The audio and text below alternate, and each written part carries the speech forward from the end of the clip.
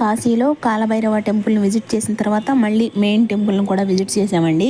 ఆ రోజు సండే అన్నమాట. చాలా రష్ ఉండిందన్నమాట. ఈవినింగ్ అయిపోయింది.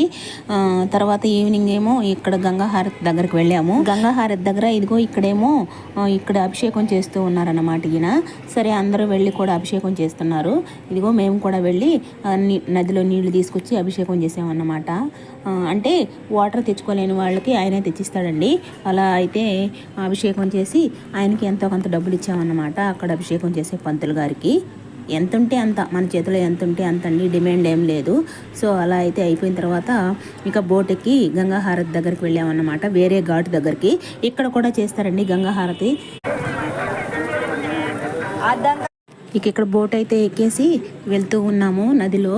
చాలా బాగుంది కదా. అక్కడ ఇంకొక షిప్ అన్నమాట. అది చాలా బాగుంది లైటింగ్స్తో. ఆ లైట్ రిఫ్లెక్షన్ చూడండి వాటర్లో పడి ఎంత అందంగా అనిపిస్తుంది కదా.